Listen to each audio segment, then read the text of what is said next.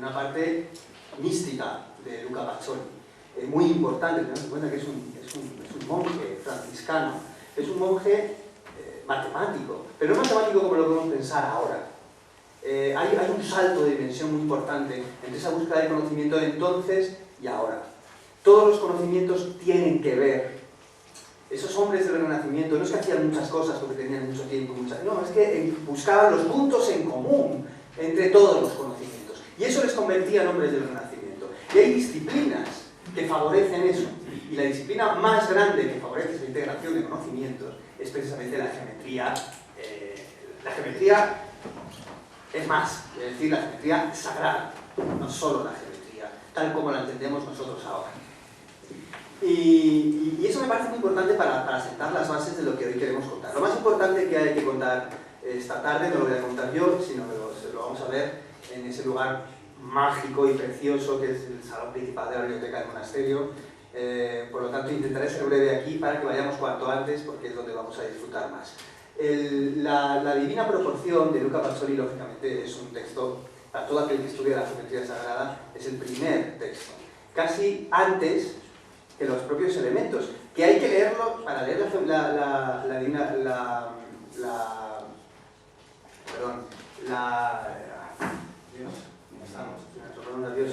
Divina Proporción de Pacioli, hay que tener los elementos de Euclides al lado, porque como saben constantemente hace referencia a teoremas, proposiciones de los distintos libros, etc.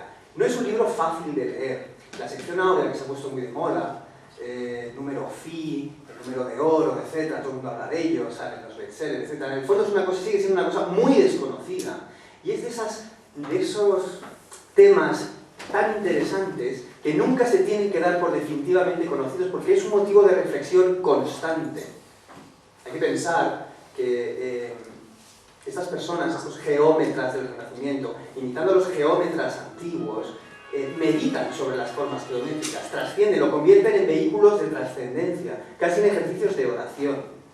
No es simplemente entender qué es la sección áurea, es ver qué significa, en qué se aplica, cómo se percibe, a qué niveles se percibe, un montón de cosas muy interesantes. Voy a poneros rápidamente una serie de imágenes para que nos pongamos de acuerdo, porque mi objetivo principal en esta breve charla es que cuando vayamos a la biblioteca veamos más de lo que veríamos si no hubiéramos tenido esta charla. Y lo que quiero que veamos aquí es lo que subyace detrás de todo el programa iconográfico apasionante que nos presenta a través de la paleta de Tibaldi, Arias Montano, el primer bibliotecario y el artífice intelectual del monasterio del Escorial, en esa sala de la biblioteca, en la que, como buen ejercicio de iconografía renacentista dedicado al conocimiento, es una biblioteca, no solo se representan las artes liberales, ¿no?, las ramas del conocimiento, se representa de una manera muy clara, muy dominante, muy presente a la geometría sagrada y los grandes elementos de la geometría sagrada. Estoy hablando aquí, pero yo creo que me oís, ¿no?, si me levanto. Vale, perfecto. Pues bueno, vamos a ver las imágenes más o menos rápido para que veáis un poquito de qué se trata esto. Fijaos.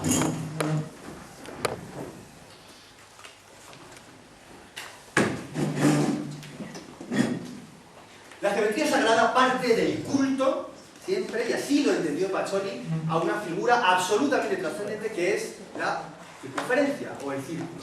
Símbolo de la unidad y por lo tanto de la perfección, de la divinidad, de Dios, de lo que queramos entender, ¿no? Ese círculo, que lógicamente está asociado de una manera innata a la experiencia elemental del hombre, porque ve que los seres eternos, los planetas, el sol, la luna, los seres que le dan la vida y que están constantemente viviendo, porque hay que recordar que la eternidad se recibe a través de la expresión fragmentada, y solo el fragmento nos da la sensación de la eternidad, aquello que se repite eternamente.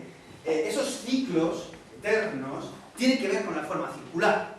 La forma circular va a estar siempre presente en la geometría sagrada, porque va a ser el símbolo de Dios, así lo van a entender los renacentistas, ¿no?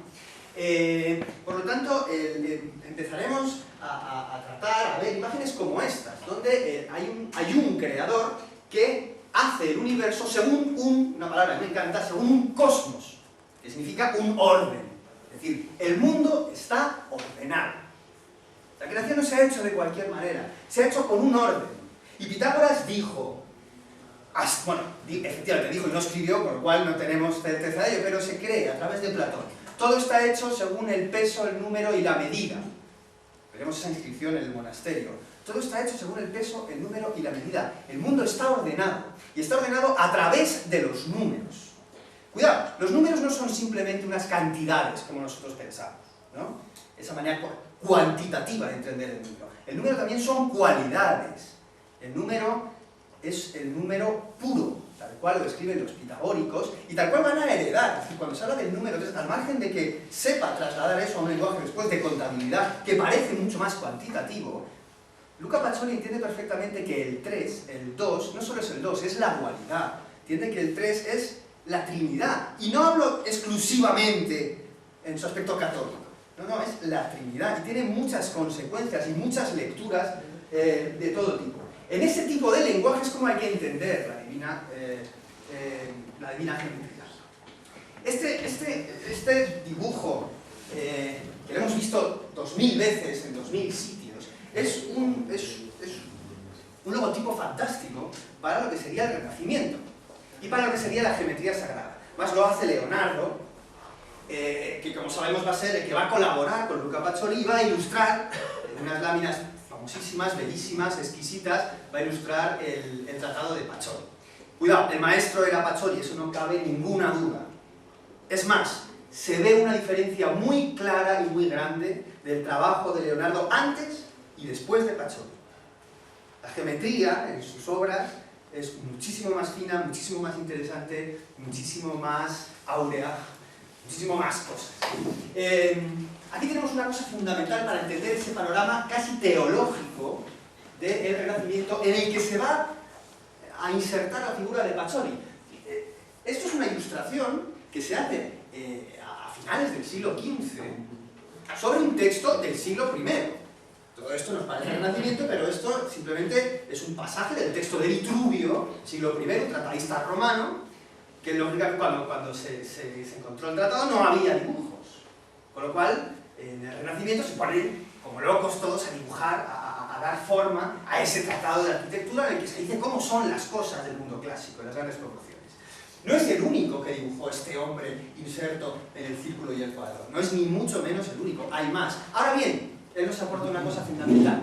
El hombre canónico, cuidado, la idea de hombre, y ya ve todo el neoplatonismo en el que va a estar inmerso ese neoplatonismo humanista tan vinculado a la figura de Pacioli, el hombre cuando está en pie y abre los brazos mide lo mismo de alto que de ancho, con lo cual se puede insertar en un cuadrado.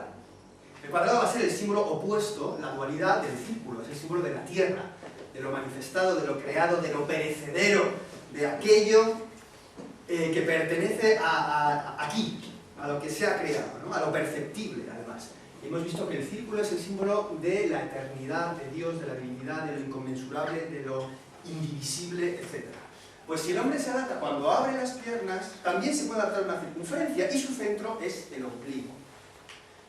Eso es lo que nos dice en su tratado Vitruvio, siglo I. Los dibujantes, artistas, tratadistas, renacentistas lo plasman de esta manera. Pero aquí aparece, Leonardo da un paso mayor que no dan los demás. Y es que aquí aparece un número muy importante que va a ser precisamente la divina proporción, ¿no? Y es que ese hombre que a la vez es creado, pero a la vez tiene algo de creador, ese hombre que ocupa un lugar en el universo absolutamente fundamental, porque es de aquí, pero es de allí, es humano, cuadrado, y es divino, es círculo. Ese hombre casi, ideológicamente me explico, casi crístico, que es muy crística esta figura, hombre Dios, círculo, cuadrado, ese hombre es la clave para ese regreso a la unidad, esa unión entre esas dos esencias, cuadrada y circular. Y la clave está precisamente en ese punto, ese centro de la circunferencia. Si uno coge un compás, pincha aquí, puede hacer esa circunferencia. Pues bien, si nosotros tomamos la relación que hay entre el lado del cuadrado, que lógicamente es la altura de la persona, y el radio del círculo, que es la altura del ombligo, si dividimos esas dos medidas,